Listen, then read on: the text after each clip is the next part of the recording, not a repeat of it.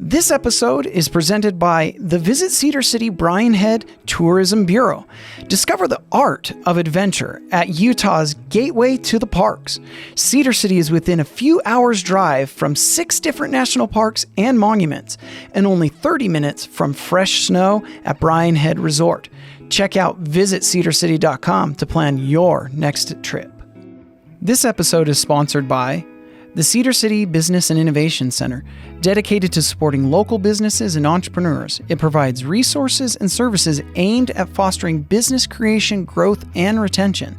The center features the Makerspace, where entrepreneurs and small businesses can have access to 3D printers, video production, and photography equipment, t-shirt printing, and more.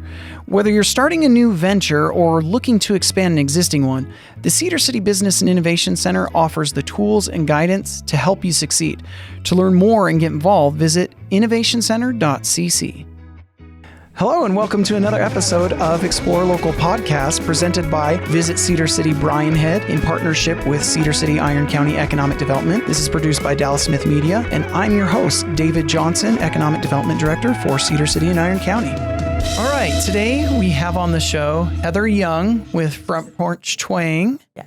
Which is located in our historic downtown off of Main Street, right? Correct. Yes, in the old Jollies building. Old Jollies building. Okay, so for the OGs. The OGs. Okay. Well, tell us what is Front Porch Twang? So, Front Porch Twang is a women's clothing and accessories boutique. Our name kind of indicates we have a little, I like to say like a touch of twang. Mm-hmm. I have kind of a Western. A little country flair. Yeah. But it's like, we like to keep things neutral enough that if, the country Western isn't your vibe, you can make it still work. We really specialize in comfort and clothing that the everyday woman can wear while still feeling cute and trendy. Yeah. And another thing that we're really proud of at Front Porch Twang is that we're 100% size inclusive, meaning every single style that we bring into the shop will be carried in a full size range of small to 3X. Oh, that's great. Yes, we're very, very proud of it. And we're actually one of the only stores in Cedar that is 100% size inclusive. Luckily, there's lots of stores that do carry multiple size ranges, but we literally do not order a single thing unless it can fit those size ranges. So that's great. Well, for a small business owner, that's hard sometimes because the overhead that comes with that, I'm sure. Right. So. Like for a typical boutique, you could order, it's going to be like small, medium, large, mm-hmm. and, a pack would be like 6 items per pack. And we're looking at, we have to do at least 12, sometimes way more than that. So. Right. Yeah. Gotcha. Well, I do have to tell you, thinking about how we were going to do this podcast today, just the word twang has got country music in my head from like 90s country music, which is like the classic stuff like Alan Jackson, I'm going to buy me a Mercury. It's been in my head all morning just by hearing the word twang. Since we're focused more on women, maybe I should have been singing Shania Twain or something in my head. Both are acceptable. We'll take Alan. Are they? We'll take Shania. But I have to admit, I'm not a country guy unless it's like line dancing from when I was like in college or something. Yeah. I'm not country music, I'm a rock guy, but I like rock too. I grew up, my dad, I always joke, went through phases. Mm-hmm. Like he had an Edith Piaf phase, which is this French singer. He had classy. a country phase, Dwight Yoakam, Alan Jackson, George Strait, all the classic, Dwight Yoakam's a little older than still the 90s, but still, I'm trying to think of some of the other stuff that he would just, every Christmas, all growing up. Sorry, this is digression into the twang. I love it. Every Christmas growing up, it was Dolly Parton Christmas. Oh, heck yeah. Hard Candy Christmas. That was the family jam while setting up the Christmas tree. I love it. So during Christmas, just if you want to do me any honors, play Dolly Parton Christmas, always. Yeah, for sure. We actually had a shirt one time that said, have a Holly Dolly Christmas. Oh, there and you go. Had Dolly Parton on it. So, maybe country's not exactly my flavor.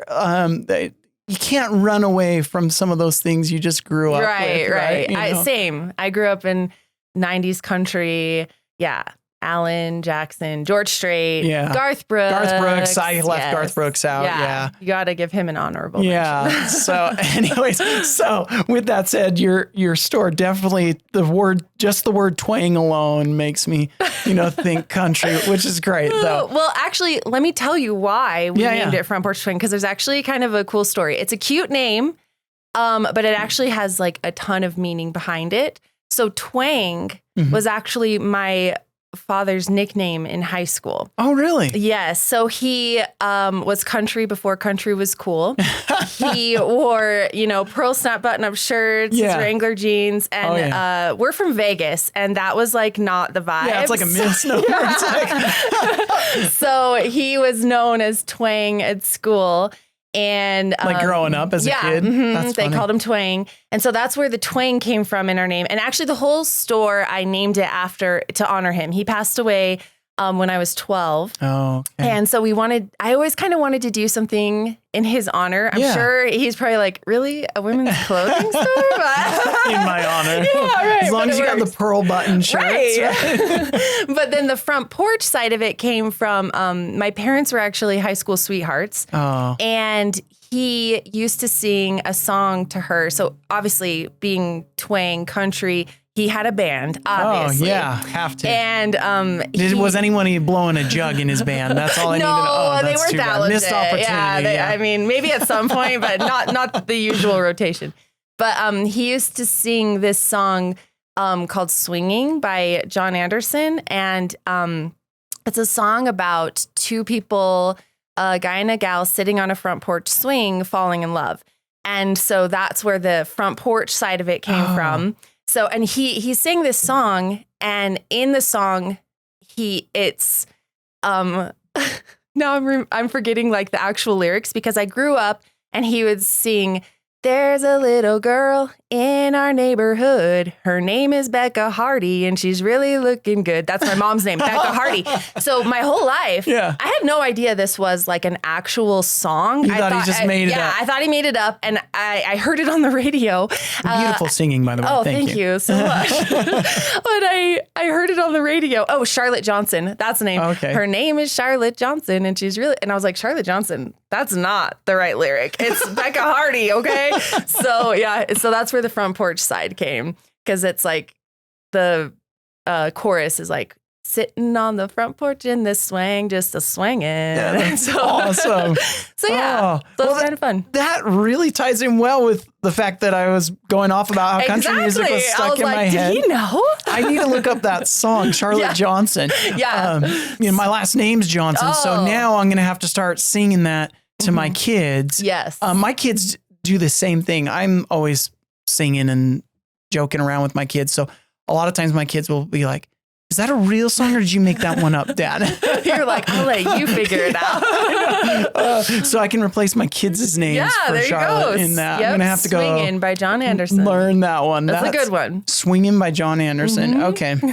That's funny. That's great.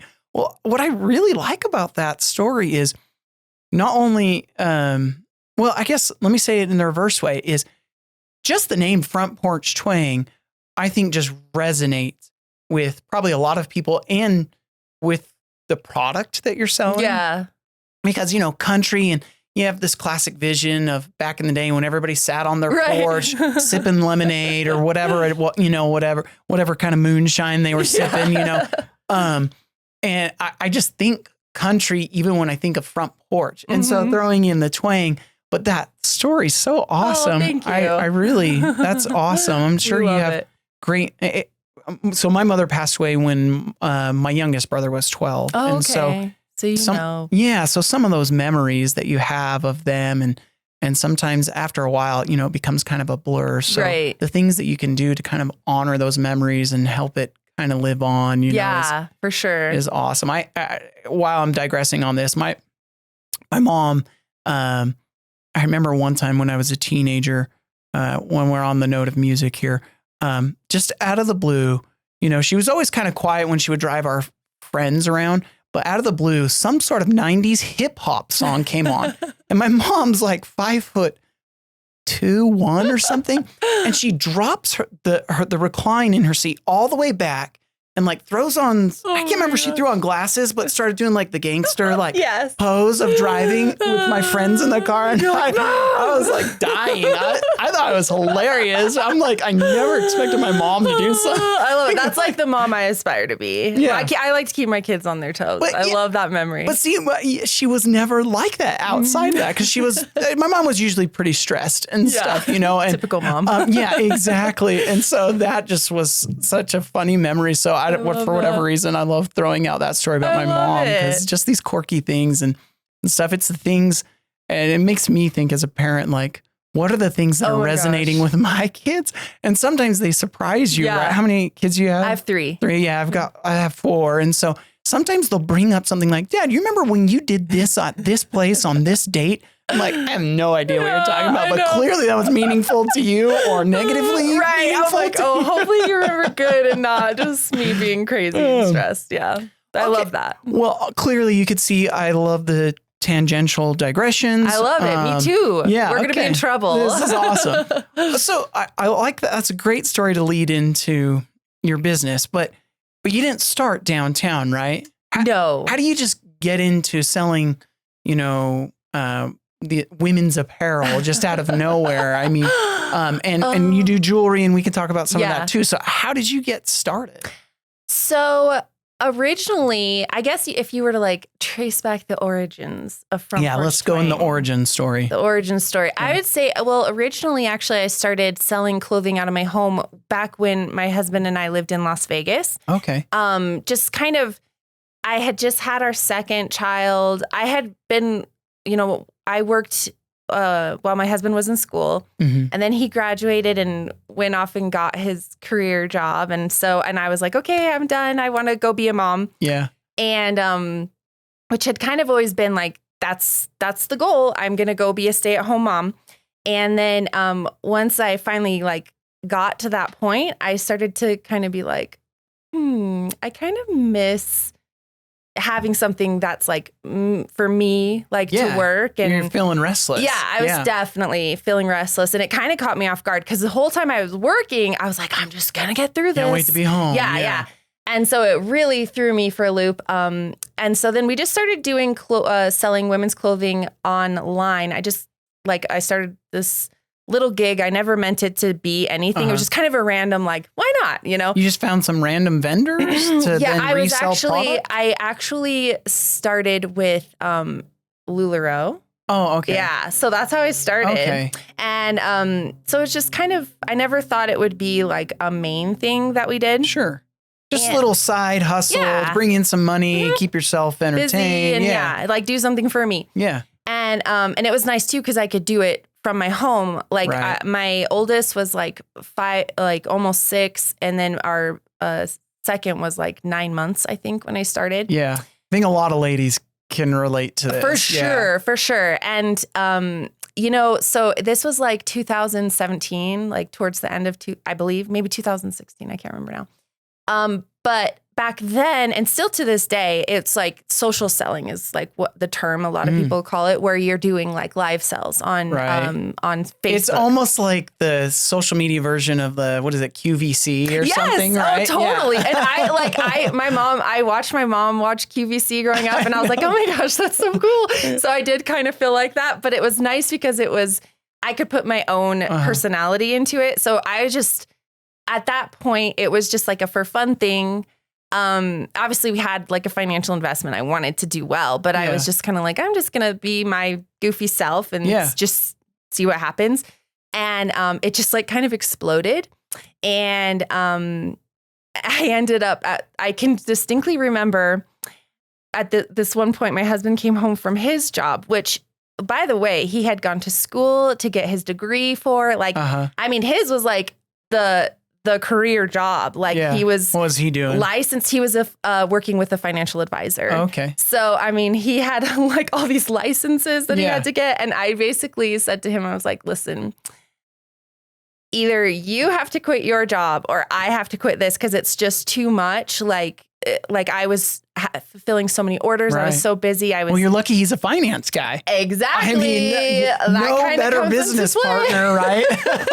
Yeah, because that's definitely awesome. not my well, area that's of sometimes expertise. the hardest gig of owning a small business is figuring out the finance and the budget and 100%. what your overhead is and how are you going to make a profit after you pay all your... Oh, I think that's the number one issue with being an entrepreneur, owning a small business. It's really hard to wear both those hats. Yeah. I feel like a lot of times you have, with a lot of entrepreneurs, it's like you wear one or the other. Either you're like the person that's organized and business savvy, or you're the person who's like the idea person, the creative person. Right. I feel like it's really rare to have like both of those, even though I wish I had both of those. Well, and even if you had both of those, to be able to manage both of those, sometimes all of it, just difficult as well. It's like you would literally, I joke with my husband, I'm like, I wish we could just like clone each other. So like I could do double what I do and you could do double what you do.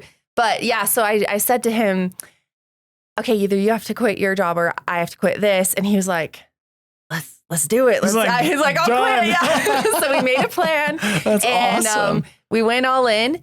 And what a cool husband, by the way. Oh, he's the best. That's so awesome. I'm very lucky. Yeah. He is just the most supportive, most amazing husband ever. What's his name? Lucky. Nate. Nate. Okay. Yes. Nate Young. Nate Young. Okay. The man, the legend. He's 6'8", so we call him 6'8" Nate. The Great. Wow. It's a whole thing. There you go. Well, you're pretty tall yourself. How tall are you? I'm 5'10". 5'10". Okay. Yeah. I'm a short man, so I always notice when people are tall. Matter of fact, I don't realize how short I am till I see a picture of me standing next to someone tall. You're like, oh, see, same for me, but opposite. I'm like, dang, I'm tall. My dad raising me was 6'4", so like I have no concept of what tall is actually. You know, it's funny where my husband's 6'8". I feel like 6'4" is like the max capacity that people can imagine someone being. So they'll be like, what are you, 6'4"? And my husband's like, I'm 6'8", you know? But that's hilarious. Sorry, I digress here. But anyway, so he's saying he's all in. He's all in. That's so awesome. we go all in on this, and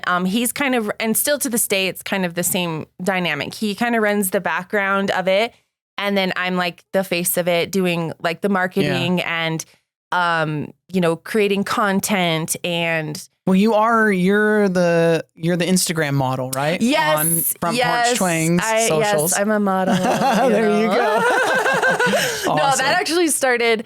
There was two reasons why we decided to do that. One, when you're first starting, you just really can't afford to like pay someone to come in and do that. Well, and sometimes even knowing how to do that. Oh, yeah. And it's a learning curve, like finding the ways to take pictures. And I feel like too, like with a photographer, like once you get to know someone, it's like just who you're working with and it's easy. And my husband's actually the photographer as well. Oh, really? So yeah, we started that way. And then also I really wanted to make sure that because we're size inclusive, I wanted to make sure that was communicated through our photos.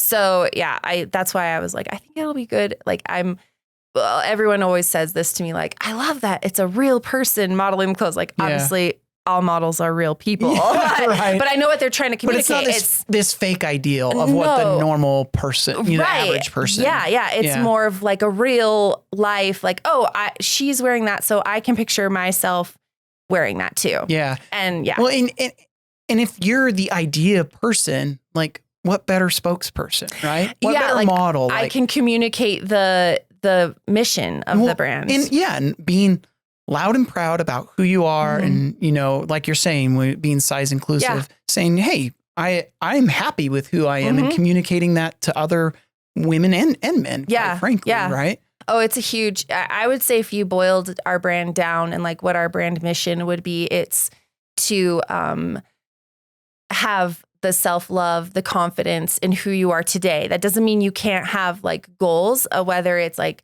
a goal for like, to change your appearance or to, pursue an education or to have a different life than what you have right now. Sure. But the point is to love where you're at right now, because if you can't love who and what you are right now, you will never find that love and that acceptance. I like what you're saying is love who you are now, even if you have goals to progress past that. So whether it's a fitness or a health goal, or like you're saying, like to further your knowledge in something, whatever it is, I always like to say that like part of life is about finding the joy in the circumstance, regardless of your circumstance. And I think maybe I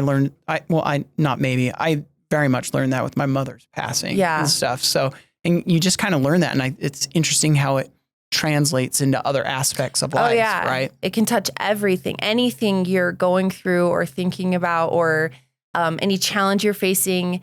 It's like, I always like to say, like, this is happening for me, not to me. And I have to find a way to see that through that lens. Right.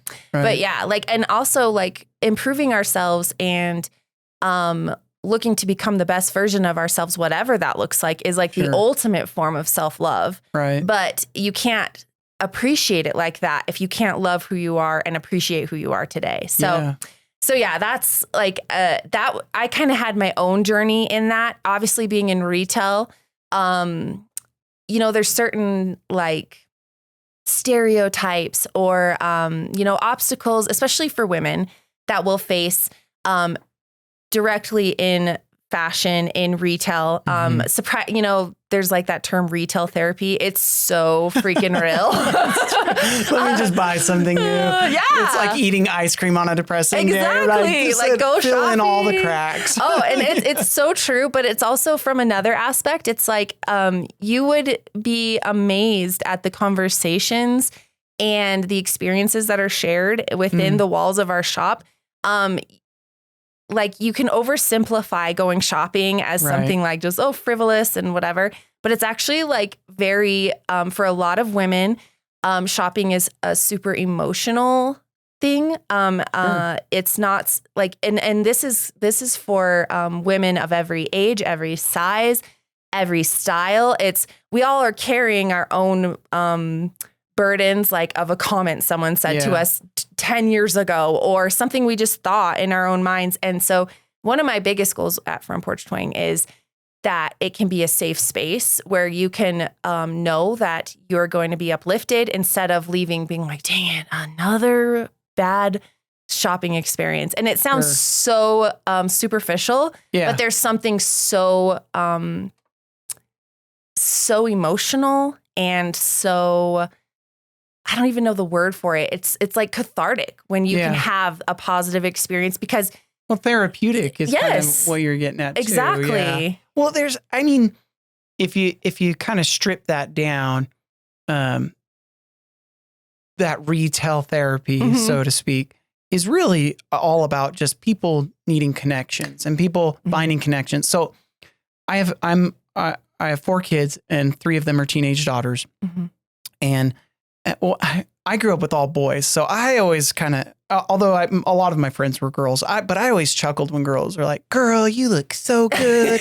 I'm like, "Oh my gosh, could you be so like stereotypical?" Right. Like, I don't know. To me, it just comes off as disingenuine. Is that the right way to say that?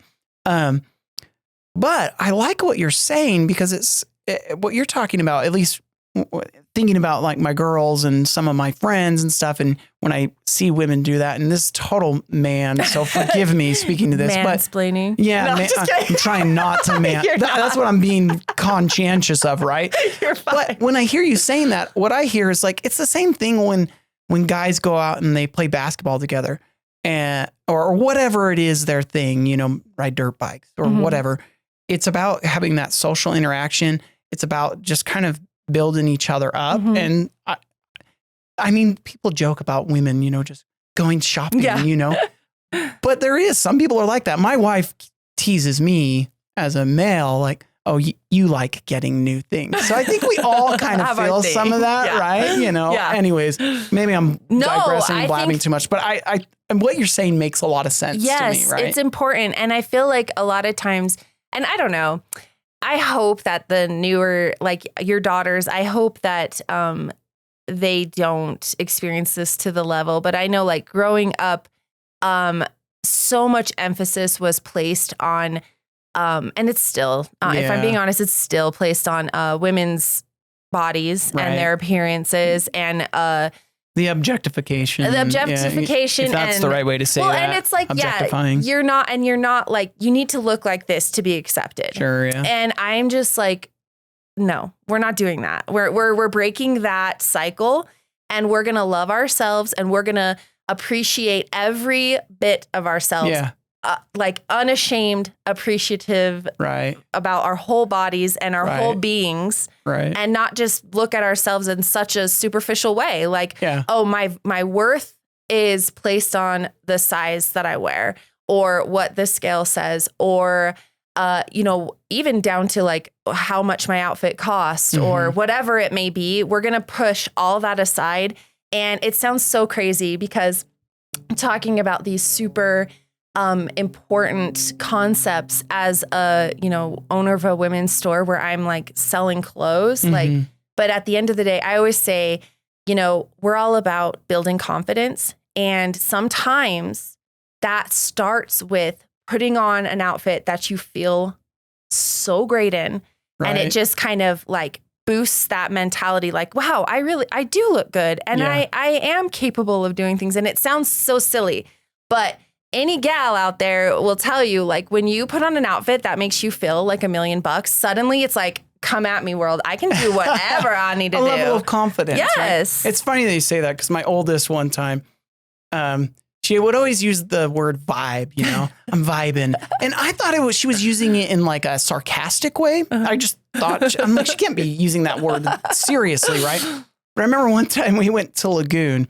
And, she had on, what the kids call nowadays, my fit. Yes. It's not your outfit, it's your fit. Your drip. And your drip. There you go. And we went on a ride at Lagoon. I think it was one of the water rides where water splashes on you, right? And the whole family's excited. We go on the ride, and she's trying to avoid getting too soaked, and just per chance, she's in the one spot that gets completely drenched.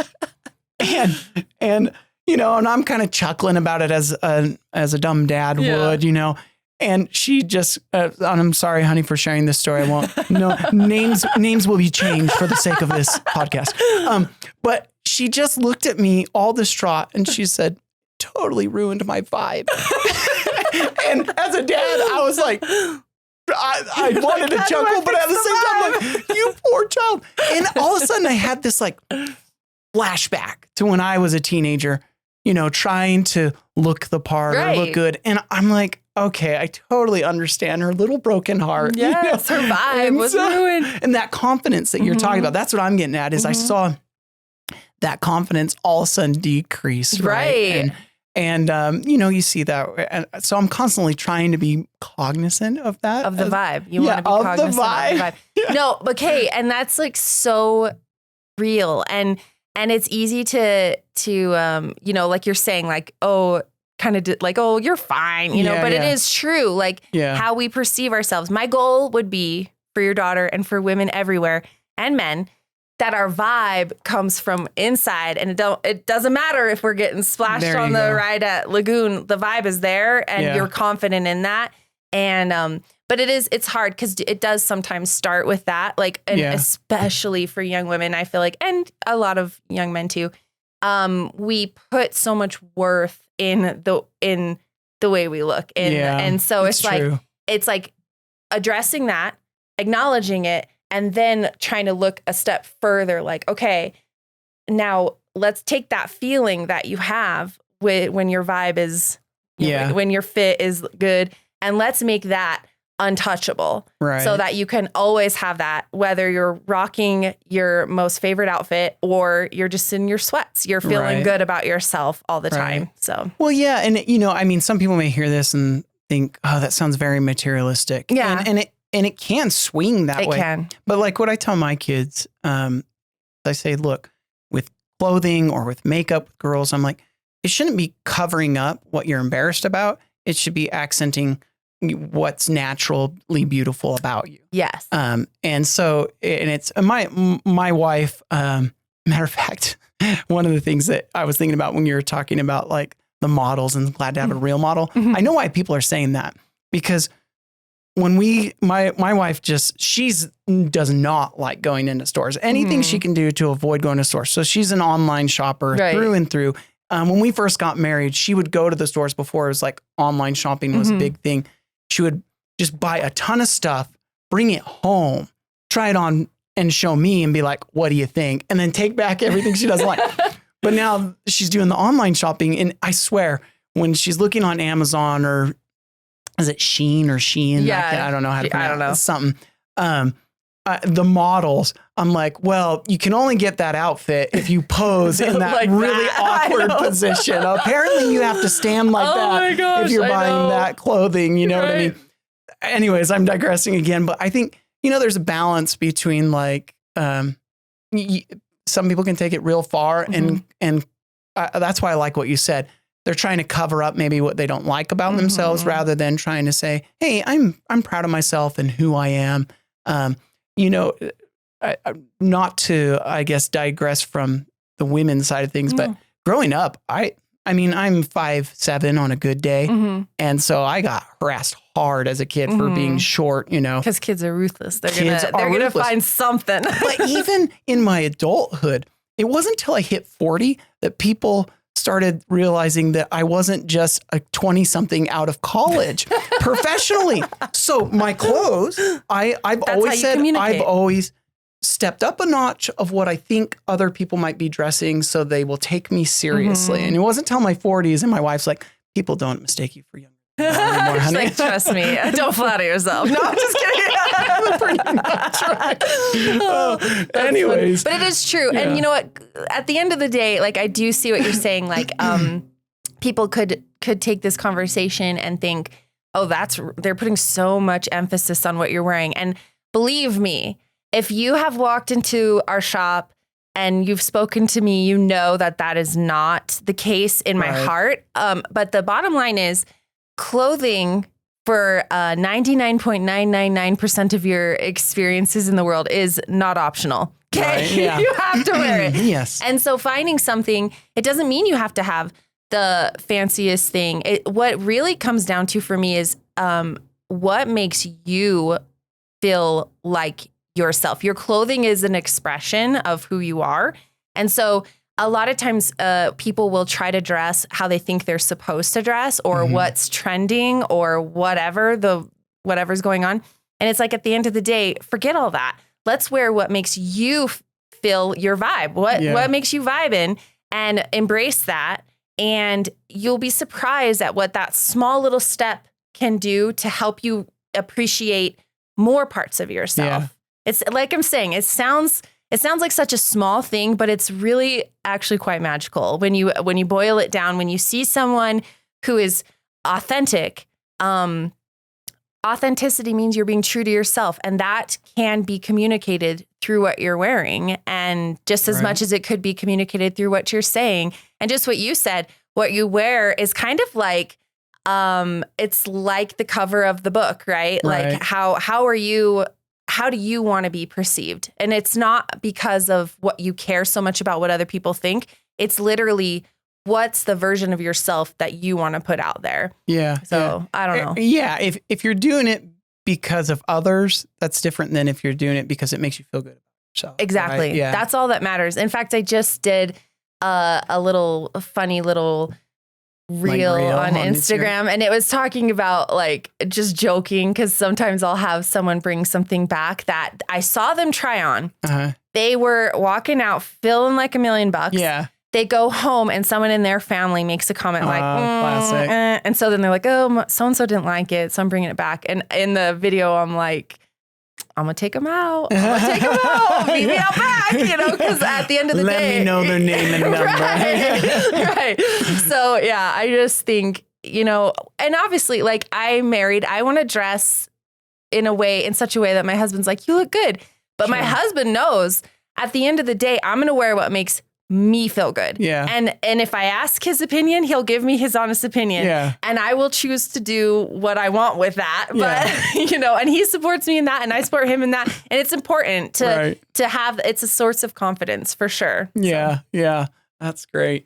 Okay. Well, let's now talk about how did you transition from at home, online yes. sales, and were you using the same social media account or was it a different one? No, Okay, we rebranded. It was, I would just used my name. It was like literally Heather and Co. Really?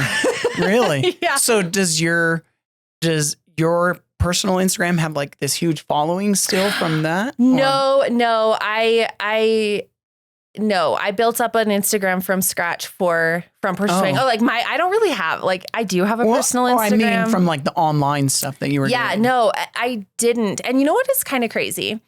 A lot of times, especially in today's world, and this is for all y'all business owners out there, and anyone really, we put so much emphasis on how many followers we have and all of that. And at the end of the day, I have friends who have, hundreds of thousands of followers. Yeah. And then for me, from Porch Twang just barely this year hit over 2,000 followers on Instagram. Right. I don't even have over 2,000 followers on Facebook. Yet we have been able to run a successful business that provides for our family. We've been able to employ, have employees in the community. I'm not saying that followers aren't valuable, but also I do think we as a society put way too much weight into clicks, likes, followers. Yes. And it's so funny because I fall into that trap sometimes. I'll be like, well, especially that's how you're marketing your business. Exactly. And I'll complain and I'll say, my post isn't getting any interaction. Yeah.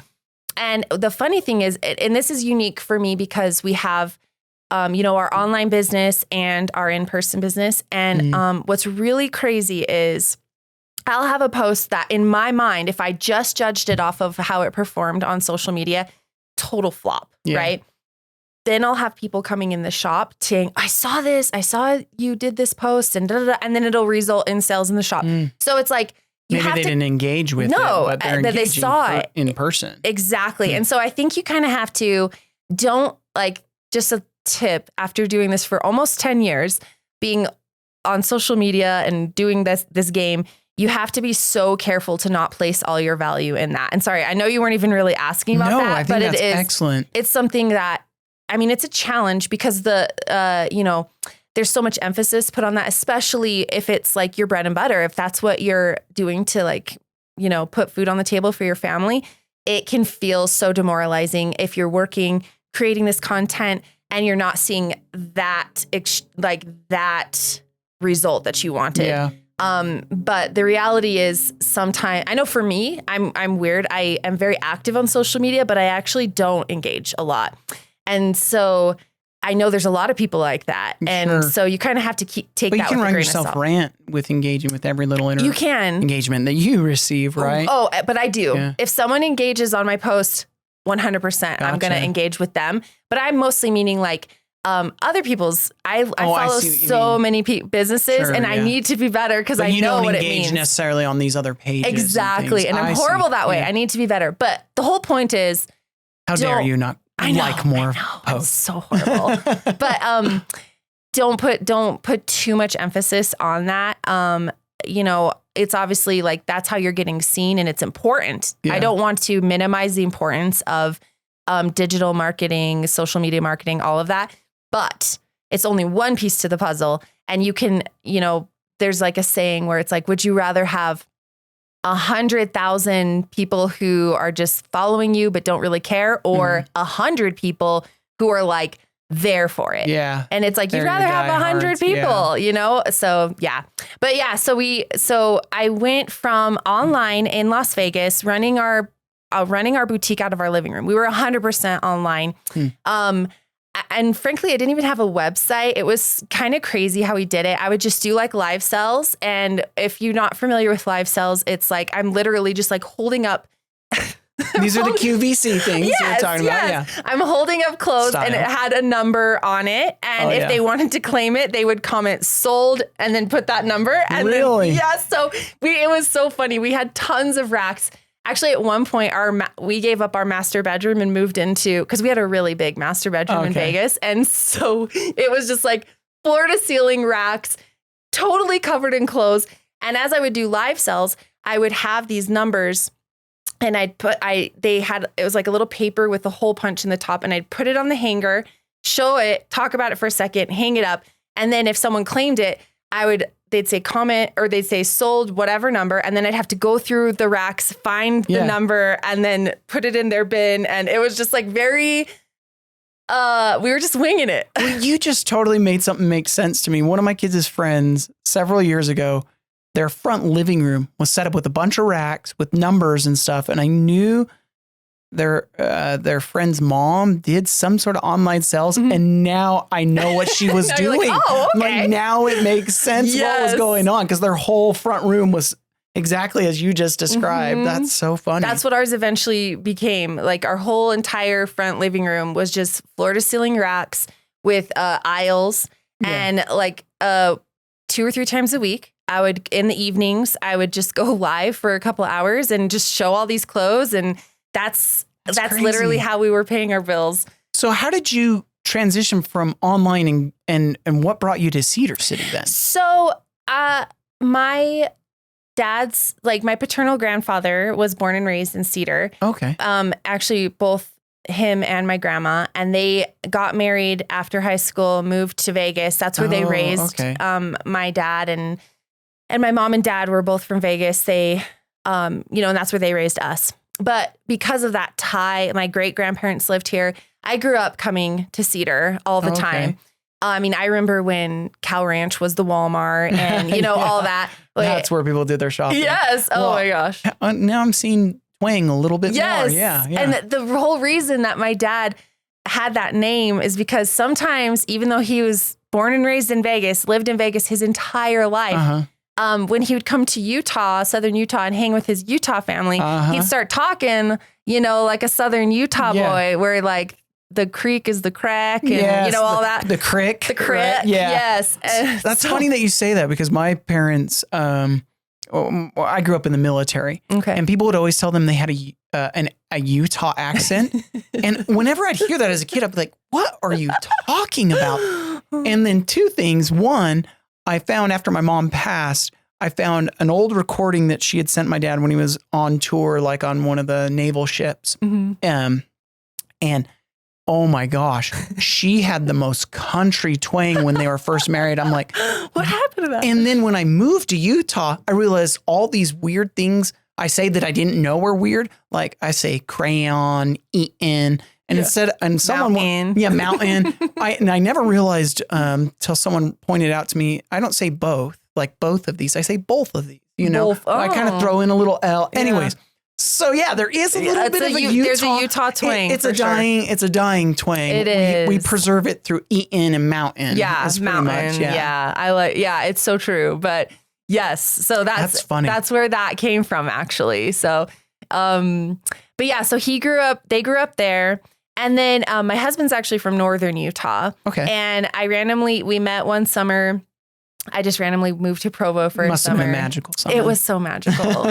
And I ended up moving back to Vegas, and he was still up north. And so for a few months, we were long distance, and we would drive and meet in Cedar because my grandpa was living there. So we would like come and stay at his house and hang out for the weekend. This is the epicenter of your love. It is. It really is. And so honestly, I was born and raised in Vegas, spent my whole life there. And I had always I just loved Cedar. And actually, this is like when my dad passed away, obviously, like I said, we were in Vegas, but our whole family was like, we just can't imagine his final resting place being in Vegas. So he's actually buried in Cedar. Oh, that's wonderful. So that was another thing that like always brought us back. All these ties.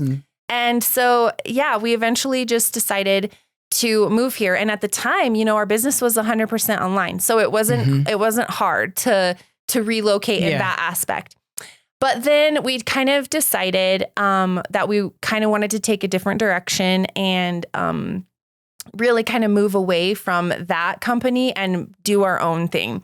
I started to really realize, okay, I really do enjoy this. Where it was such a little thing became a big thing. Now it was kind of like a decision point. Like, is this the thing that we want to keep doing? And of course, my husband was very supportive. Like, whatever you want to do, let's do it. So we closed that chapter and started Front Porch Twang. And we actually started Front Porch Twang on the, it had been 19 years since my dad had passed away. We like launched Front Porch Twang on that day. Wow. And what's the day in the year? That he passed away. He passed away August 18th of 2000. And we started, or August 17th of 2000, we started Front Porch Twang August 17th of 2019. Okay. So yes. So it was really cool for multiple reasons, we wanted to do it that day. It kind of took a day that had a lot of sadness and brought a joy to it. Right. And over the years, you know, my family and I, we had found ways to celebrate. We called it Dad Day. Okay. So we found ways to celebrate it. Excuse me. So it really helped, you know, kind of solidify, like we don't have to wallow in the sadness. We can honor and turn our grief into something more joyful and meaningful. Yeah. It reminds me of what is that movie? Where they've got sadness and joy. Oh, Inside Out. Inside Out. Yeah. Yes. Right. You have to have both. Man, right? that movie was deep. Oh, so good. Oh, every time I watch it, I'm like, oh my gosh. Like, I'm so glad my kids are seeing this. And, it was a good one. But yeah, so we did like find a way to add some joy with the sadness. And also it's just, my dad was such he was such a fun person. He was funny. He was the life of the party. He was always making people smile and bringing the joy. Yeah. And I think that's like at the end of the day, when I think about Front Porch Twang and I think about my goal, it's like I said, to help people find confidence and to always be the bright spot in somebody's day. I was actually just talking to my husband last night. Like if you boil down like my greatest passion in life, I just want to be a source of light and joy. Yeah. And so Front Porch Twang gives a platform for that. And yes, we do sell clothes because that pays the bills. Sure, yeah. But we're there to uplift and, you know, bring the joy. Well, let's talk about the store. So you're located Main Street, historic downtown. Yes. Is that why you chose that building, or was it just this cool building's open? Or when we moved, old buildings are tough sometimes too. We're really lucky. Oh my gosh, we have the best landlord in the history of the universe. And when we so going back, I'll kind of lead into that. When we moved to Cedar, we were still doing it out of our living room, and I was just like, okay, I kind of don't love this. We did it out of my parents' garage for a while, and then we did it out of our living room. And I just was like, I really just want, I want to keep doing it, but I want it in a separate space. Yeah. Because for now we were going on like 5 years. Right. It had been kind of overtaking our living space. Well, sometimes you need to separate like workspace from right, because you feel like you're always at work. Yeah, right. And so and there were pros and cons to that, but I just decided, I'd really like to do like a warehouse. And my husband was like, well, if you're going to do a warehouse, why not just open a storefront? Like if you're going to pay the rent, why not? And he's like, and if nobody comes, nobody comes. There's your finance guy, your operations thinker. Yeah. He's always looking for different angles. And, the funny thing is I was really adamantly against it. I was like, I don't want it. I don't want to. Yeah. And I think it was just like fears, like, oh, if I have a public facing business and then if nobody comes, like that's embarrassing, Sure, yeah. But once we decided we wanted to have a storefront, I was dead set on it being on Main Street. I had, like I said, I had been in Cedar my whole life. Like it's a lot of history there. I loved walking through the stores. I love the downtown. It's so cute. And coming from Vegas, we have nothing like that. It's like, okay, the Strip, that's not the same thing. To go there. That's not the same thing. So it's not quite, doesn't quite have the charm. No, I don't know. Maybe we could have some like characters on Main Street to bring a little of the Vegas vibe. I joke our historic downtown is like, showgirls. I don't know if the city council would quite love that one. I don't think they would. But I joke that our historic downtown, especially during the holiday Christmas lighting, which will be happening, it's like a Hallmark movie, Legit, like a Hallmark movie. Oh, I tell everybody, because, we have a lot of visitors. I'll always be like, okay, if you're in town on Thanksgiving, come on Saturday. You're going to feel like you're in a Hallmark movie. Yeah. It's the best. But yeah, I wanted to be a part of that. Yeah. I really wanted to. And to be honest, I never imagined it would turn into what it is. But and there were no spaces at the time. I mean, I looked everywhere and there were some spaces like Main Street adjacent, but I was so like, no, we are going to be on Main Street. And actually our first space that we went to, it was like, we kind of started looking like the end of 2019. We were looking for warehouse or, storefront spaces. And I just happened to be driving downtown and I saw a tiny, tiny little sign on the Boomers building. And it said like space for rent, call this. So I just called the number and I spoke to the owner of that building and he had a few spots available and they were upstairs.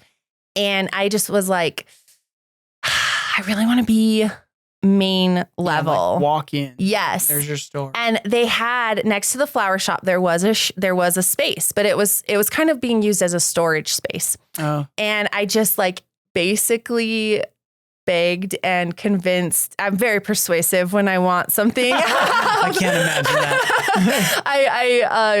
that. I convinced Greg, the owner of the building, to lease that space to us, and he was great to work with us because I was very afraid. I'm a confident person, but I also sometimes I am a worst case scenario person. Sure. And so I was really afraid. But also knowing like confident to the extent of what you're capable of doing, and then outside of that realm sometimes it's intimidating. It is. And I think too, like with being an entrepreneur, it's like you kind of accept this, you have this, it can be considered a strength or it can be considered a flaw that you're going to do whatever you have to do to make it work. And there is no, failure is not an option. Right. So, I just kind of had to lean on that. Like, okay. And my husband's really great. He'll, when I have fears, he'll be like, okay, what's your worst case scenario? And I'll be like, we go bankrupt and we end up on the street. And he's like, okay. So you see that park bench on Main Street? That's our new Just grab room. A few newspapers. Yeah.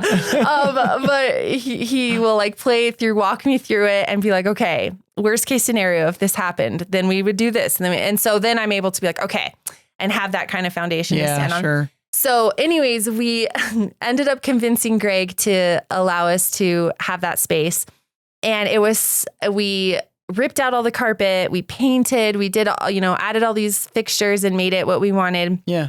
And it was such a great space. I'll never forget, we launched and I just like, we had kind of got our name out in the community because we had participated in a few vendor events like the Apple Festival in New Harmony. We had done the Heritage Festival. Okay. We had done... there's like a quilter retreat we had done. And so we kind of had like the beginnings of a local following. Yeah. Whereas a lot of our customer base had come from the previous business and they were like, all over the country. Right. Yeah. So we opened and I just remember I created an event on Facebook and I was like, hopefully people see it and care. Right. And I remember I just paid a little bit of money to like boost the posts. And I was just floored the day we opened. I mean, so many people came and it was just incredible. And basically, I've just kind of been riding that wave since that day. So we were in that space. I believe we were there for about 1.5 years. And then our current landlord bought the Jollies building. And I actually heard through the grapevine who had purchased it. And so I reached out and I was like, hey, I want to be a tenant there. Cause my other dream, I loved our first space and I'll always be so grateful for it. It was just absolutely perfect for what we needed. Right. Especially because we opened in 2020, like the spring of 2020. Yeah. I was going to ask you about that. That's tough. Yeah. And that was another one of my fears, everyone was closing down. And I remember we would watch the news like every night, like, what is this, cause they were constantly like, okay, the governor's coming on and going to tell us like the new guidelines. And I was like, are we going to have to close our doors? Thankfully, we never had to close our doors. We were able to stay open. And anyways, I'll always be grateful for that, because that scenario, that situation in that building was exactly what I needed to take that leap of faith. Then when we went to our new location, I just met with them and I said, they actually came to our store and kind of looked, and I was like, if you think this would be a good fit, I'd really love to be in this building. And because I had always wanted a front window. Yeah. So I didn't have a front window at our first location. And so you're kind of, when you walk in, kind of inside. Yes. Okay, like we were like right when you walk in. Yeah. And so this space had potential to have a front window. Yeah. So I was like, come see if you think would be a good fit. And they were just so amazing and nice and so excited to have us over there. And while we were super sad to leave, it was great because a friend of mine who also had a business was able to take that spot and really flourish and thrive there. And we were able to go to the new location.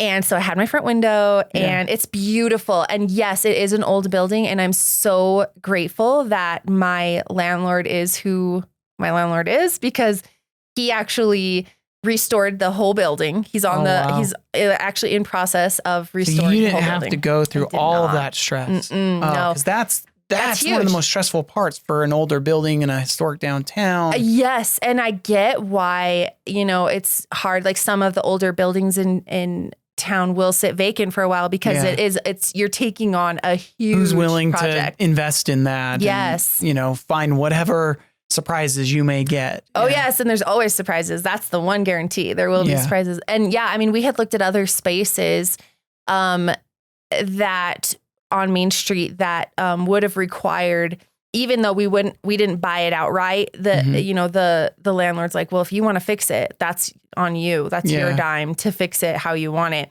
And so we were so lucky. My landlord, he's just like, literally when I say the best landlord in the universe, like it is not, that's like probably underselling it a little bit. He is very good to us. And he like let us pick the paint color, and he gave me like some say in how it all came together and the aesthetic of it and everything. But it's just been such an incredible experience being over there. And the building has the Cedars Hotel, as it was originally called when it was built. It's just, there's so much history to it. And so it's really cool to be in a building that is over 100 years old and, kind of like, think about like whoever built this building, they had their entrepreneurial dream. Yeah. And then we came in and have ours, and it's like a tiny little part of it. So we'll throw out the address for Front Porch Twang. Yes, it's 56 North Main Street. Okay.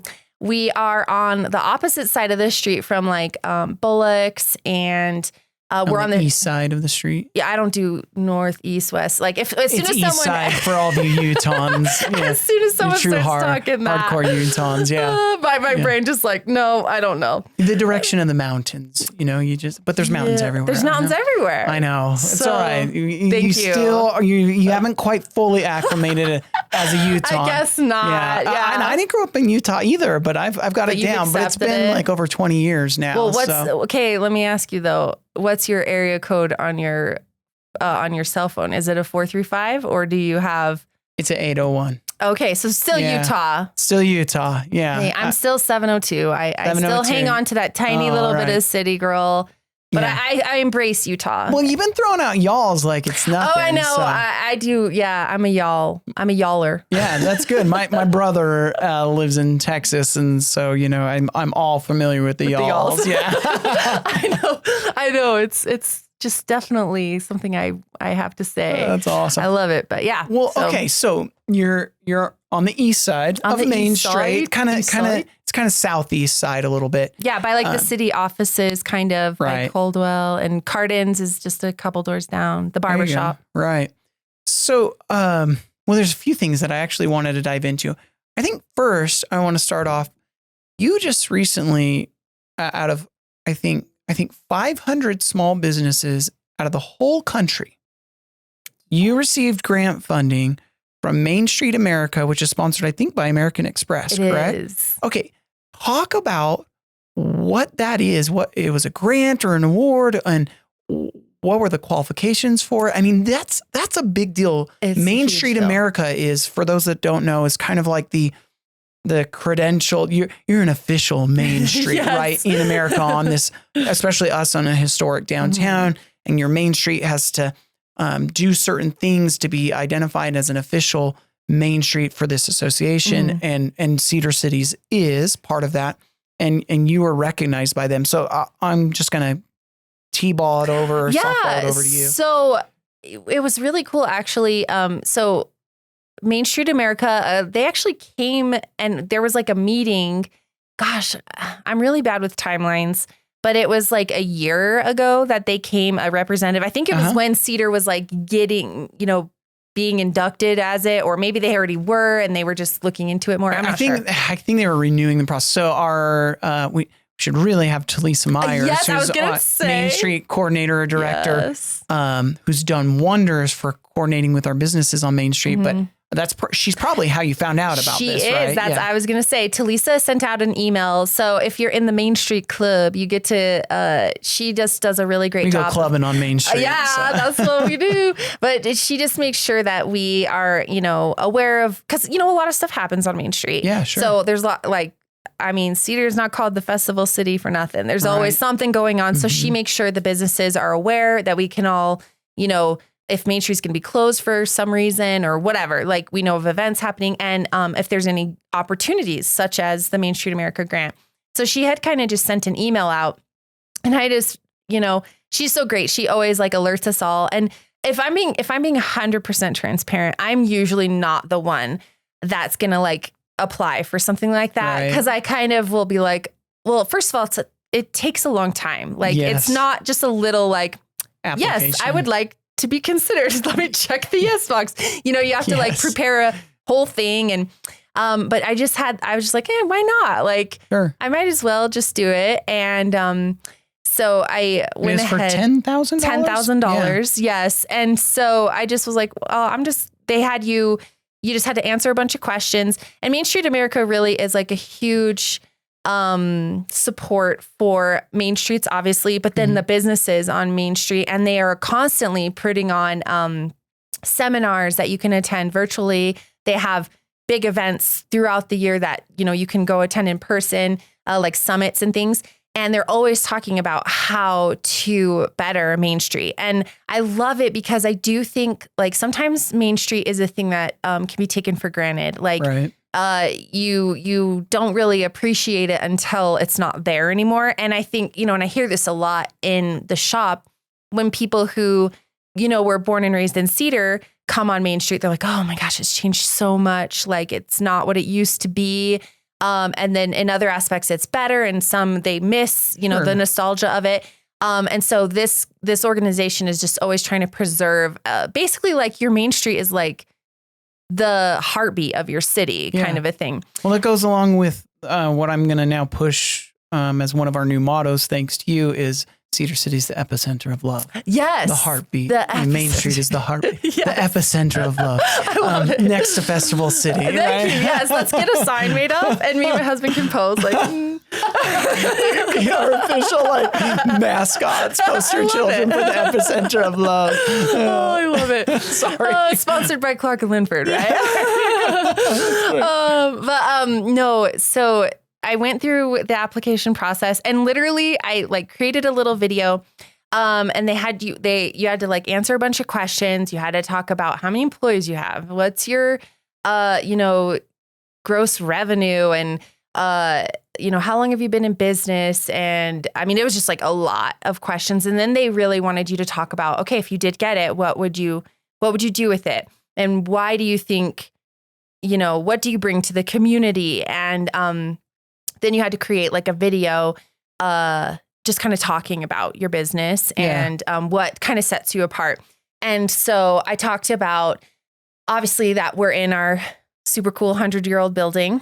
And then I talked about how we are the only 100% size inclusive store in Cedar, and that we serve our community not just through providing clothing. We also we support local artisans. We, sponsor events. We're involved in like anything that's happening on Main Street, pretty much we're, getting involved in like the activities and things like that. So I just kind of talked about all of that.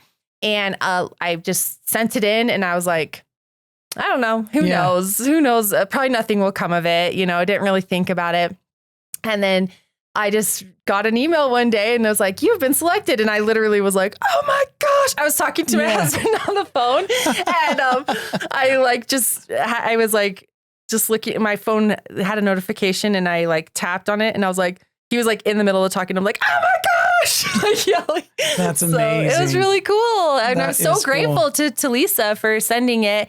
And it's just one cool, perk, I guess, of being on Main Street is having that sort of designation, like being able to say you're on Main Street. And it's just, I just love being on Main Street. Yeah. It's really fun. Like That's there's great. challenges for sure, but it's an honor to be recognized in that way.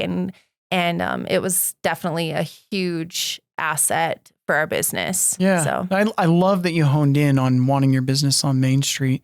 Well, let's talk now to kind of wrap up.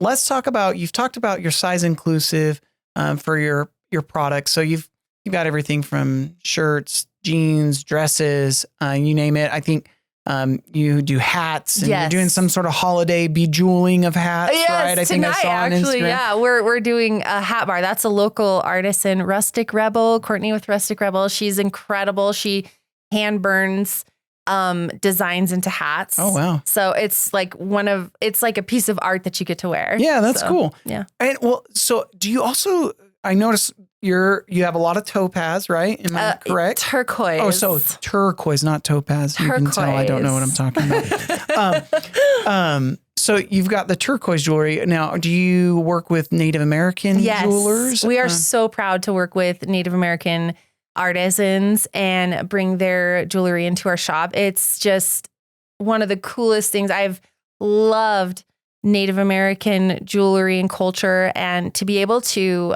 represent these artists in our shop and talk about them. And so great. It is just the coolest thing ever.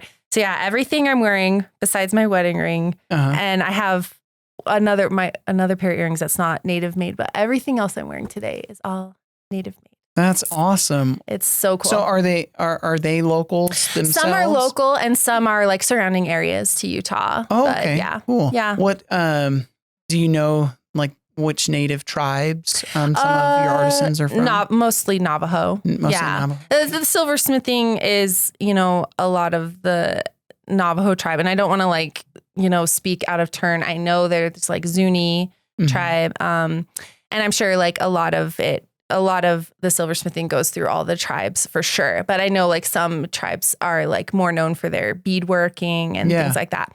But yeah, we work with a lot of Navajo artists. So if a local artisan, Native American or otherwise, if they want to work with you and say, hey, I've got some of this jewelry, they can reach out to you and you can kind of look and see if it works. Like this would work for your shop. If it works, yes. We love working with artisans. I mean, I work with quite a few. Like I have a cabinet designated for my Native American made jewelry. So only Native made jewelry can go in that cabinet. Awesome. And I just that's important to me because I want to make sure like I'm honoring their culture. Right. And I don't want to ever, misrepresent or any of that. Right. Exactly. Yeah. It's so important to me. And then other artisans that we have, like Courtney with Rustic Rebel, I have Sunrise Moon. She does clay work. I actually myself do some beading. So yeah, we work with a lot of different artisans, and a lot of times it just depends on the need that I have, because my shop is not huge. So I do have to, be a little bit selective on what I can do. But the cool thing working on Main Street is I get to know other businesses. And so if I'm not able to include that artist at that time, I can say, oh, this would be great. Go check this person out. Like Tabitha over at Little Sunshine Mercantile. There's lots of different places. I think there's also Home on the Range, which is off of Center Street. Yes. Right. Becca and area. Wes. Yeah. We actually used to be in the same building. Oh, really? Yeah. Oh, okay. Yeah. Got you. Oh, and you both expanded. We then. did. Oh, We're that's just awesome. growing up. That's great. Well, I guess kind of to wrap things up, first of all, I just thank you so much for coming on thanks today. for having me. I mean, the discussion is fun. That's what I really love about this. We talk about the businesses and we're promoting the great things going on in Cedar City, Iron County, but I just enjoy getting to know individuals like yourself and tell your story of, and what you've really highlighted is like when you talked about that opening that Facebook event, opening your first brick and mortar storefront. I just kept thinking that's Cedar City for you. Yeah. Oh, right? For sure. The support and the community. And one thing, it's like some people will talk about small towns like, oh, everybody knows your business in a small town, whatever. But what's cool about Cedar is I do feel like the community is so focused on supporting each other.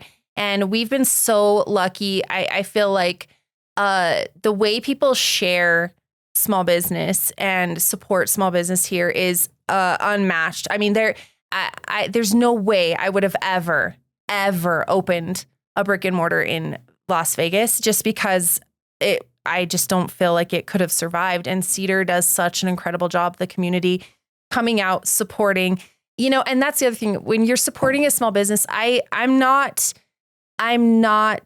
ignorant to the fact that for a lot of people, times are tough. Yeah. And, we can't always afford to go out. And the reality is a lot of times when you go to a small business, the price of things could be a little bit more than when you go order something off Amazon or Temu or Shein or whatever.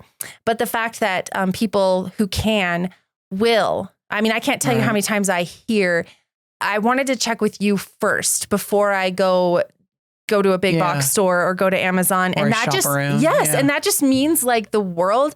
But I also wanted to say, even if you're not in a position in your life to financially go spend the money for a small business, there are so many ways that you can support small business without spending a dime.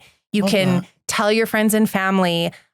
You can interact on social media. You can, share posts. You can just do anything you can do to kind of spread the word. Well, when we have tourists, we have so many tourists from the parks, from the Shakespeare Festival, from the Utah Summer Games.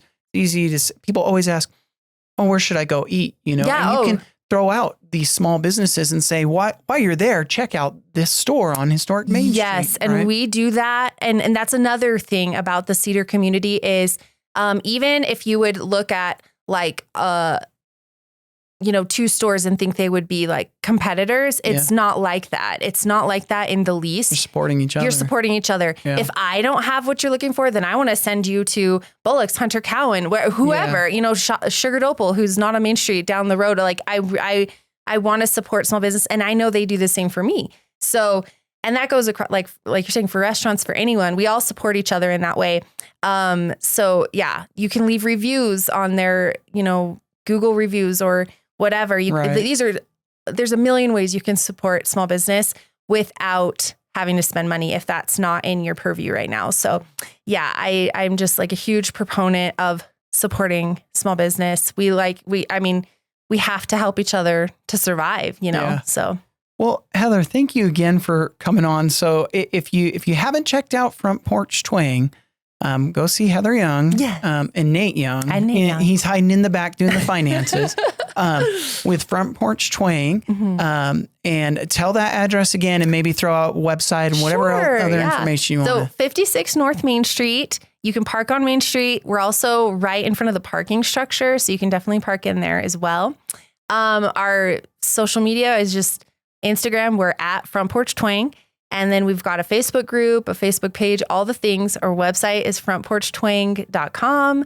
Definitely check us out. We'd love to have you in the shop. Even if you just pop in and say hi, we'd love to have you. Hey, great. Thanks for coming on, Heather. Appreciate it. Yeah.